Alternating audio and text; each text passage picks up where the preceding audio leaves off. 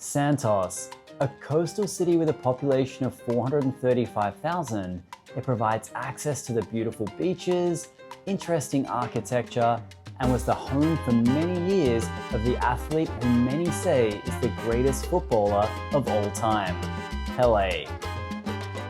Welcome to the Santos cruise port. Hi everyone, and welcome to our introduction of the Santos, Brazil cruise port.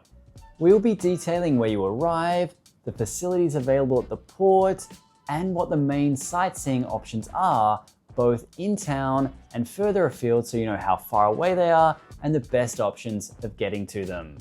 Now, if at any point through the video you find this information useful or helpful, it really would mean a lot to us if you click that like button just down below. And then if you are really interested in getting some more free cruise port information, you can also click the subscribe button and then the bell to be notified when we post new videos. All right, so let's dive into the port facilities where you arrive.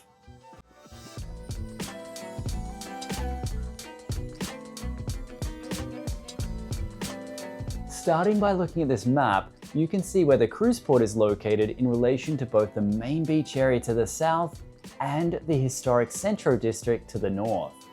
Both aren't exactly close. The beach area is approximately 1.5 miles or 2.4 kilometers away, while the Centro District, often referred to as Old Town, is 2.5 miles or 4 kilometers away in the opposite direction. Now we'll take a look at both of these areas separately. And as far as your arrival point, there really isn't that much around the cruise port area. Whilst there is a functioning cruise port terminal, you are coming into one of Brazil's largest exporting ports. About 25% of the country's international shipping happens here. Things like sugar, coffee, bananas, seafood, auto parts, and steel products, they all flow through Santos. The terminal building itself provides access to Wi-Fi. There are these small pop-up type visitor information desks with maps available, and there is ATMs and also a currency exchange to get Brazilian real. And once you come through the terminal, that's where you'll also find tour buses if you're booked on a shore excursion, as well as taxis for independent transport. Uber also works fine here in Santos, and we've often used it just fine. Based on the distances away the main places are, cruise lines normally offer shuttle services down towards the beach district too, so you can always check with your cruise line to see if this service will be available to you. Let's however start our journey by heading up to the Centro District, the historic district.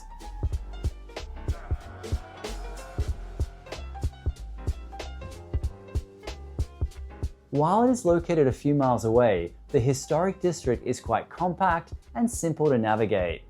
Looking at the map of the area here, the Pelé Museum to the funicular to go up Montserrat is less than half a mile away, or around 700 meters, so they're quite close to each other. Now, when we think of football, we think of Brazil, the most successful country in the globe's biggest game. And their best player of all time? Pelé. He won 3 World Cups, the first being at the age of just 17. He began his professional career here in Santos when he was just 15 years old. Now here you can see the museum that is dedicated to his life and career that has over 2,000 artifacts on display, including jerseys, trophies, and photos. Only a couple of blocks away is the Coffee Museum. About a third of the world's coffee is produced here in Brazil, and around 3 million Brazilians work within the coffee industry. As we mentioned earlier, Santos is the largest port in Brazil, so naturally much of its coffee exports do come through here. So if you love coffee and you want to learn a little bit more about the industry here, you're in luck. Because what was once an opulent exchange house is now a coffee museum. The museum is housed in the beautiful Bolsa Oficial de Café, the former coffee exchange. With marble floors and opulent chairs and tables made from jacaranda wood, one can just imagine the trading that took place here through until 1950. The rest of the museum is filled with both art and displays describing the process of farming coffee and the impact of the coffee trade on local culture. Now don't forget to visit the museum's cafe to try the brew for yourself. And as you're walking around the streets of the Old Town, you'll notice this hill with a tower on it, and that is Monte Serrat. Monte Serrat is the second highest hill of Santos. You can take the funicular to the top for great views of the city. Well, you can take the funicular cable car for a small fee, or you can take the staircase of 415 steps to reach the top of the hill. And at the top is the shrine of Our Lady of Montserrat, which was built in 1609 in honor of the patron saint of the city of Santos.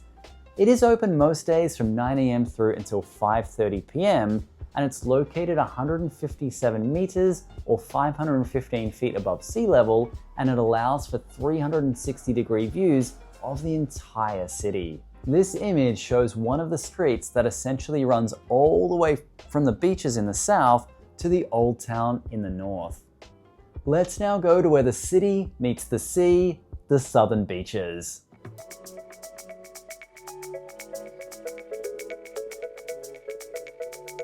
This map here shows again where the beach section is in relation to the cruise port and the Centro District. Zooming in here, you can see a map to scale of the beach coastline with a few points of interest along the way. The beach itself is long and pleasant with a variety of different vendors to enjoy a lunch or a refreshing beverage. The oceanfront gardens provide the opportunity to take a break from the sun and sit underneath some shade. As far as sightseeing down here goes, you can see the Basilica of St. Anthony right across the street from the beach. It is a Catholic church that was inaugurated in 1945 and that was built in the style of a neo-Gothic architecture. There is also the Santos Municipal Aquarium located just in from the beach. It was built in 1945 and includes a total of 50 tanks, covers an area of 11,000 square feet, and was included in the 1995 Guinness Book of Records as the largest aquarium in Brazil. The streets back in from the waterfront are filled with interesting shops and restaurants to explore too, so you can wander around a little bit back in from the beachfront.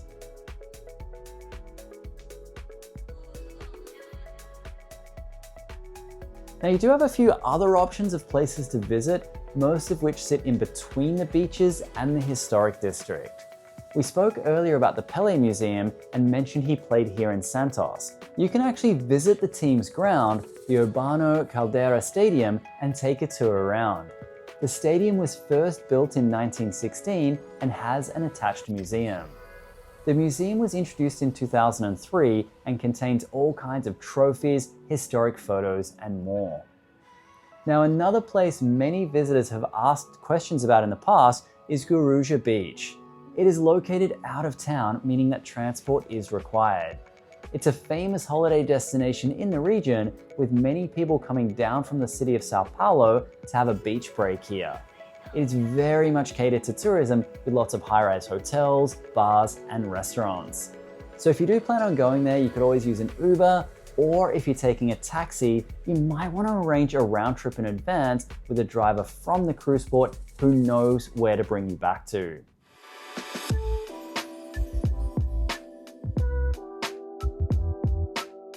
Now, speaking of the city of Sao Paulo, you can see here on this map that while it's around 50 miles or 80 kilometers away, it isn't highly recommended to do a day trip there, especially if you only have that really one day in Santos. The reason being is that the traffic and the road condition make it almost a 2-hour drive each way.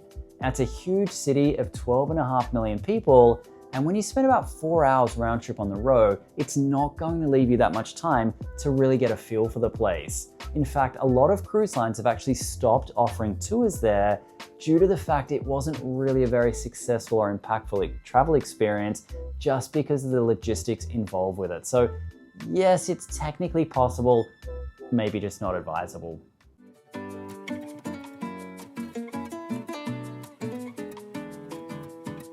Okay, time for some helpful pointers to make for a successful day. Firstly, this is a good day to try to get ashore early. The port can be quite busy with both cruise and cargo operations, so going early helps you avoid the crowds and gives you a head start for exploring and to potentially beat the lines for both taxis and/or the shuttle buses if they're available for you. The next thing is currency. Brazil uses the Brazilian real, and we'll list these currency exchanges here, some of the most commonly used ones by guests traveling on ships to the Brazilian real. Most places will accept credit cards, however, having cash is useful for things like taxis, local markets, and small businesses. Just remember there are ATMs at the port that you can take advantage of. Also, for something fun, consider going for a bike ride along the beach.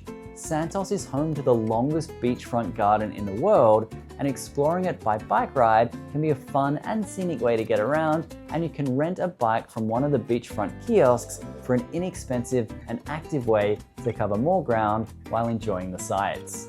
And speaking of getting around, if you are in the historic Centro District, you might want to try the Bondi tourist tram. It is a 1920s tram that does a loop of the old city, starting from Valongo Station right near the Pelé Museum. It usually takes around 45 minutes to do the loop, and just note that it's only narrated in Portuguese, but it does give a nice, cheap, local tour experience. So that is our introduction to the Santos cruise port. Lots of great things to see and do. The key part of this is that they're not right by the cruise port, so it's important to really plan your day, understand the logistics, know you'll need some transport, but that transport can take you to some pretty amazing places. So thanks very much for watching. We hope you found it useful. If you have, please do us a favor and click that like button below. And if you'd like more free cruise port information, also click that subscribe button, tap the bell to be notified when we post new videos. But until next time, enjoy your time in Santos.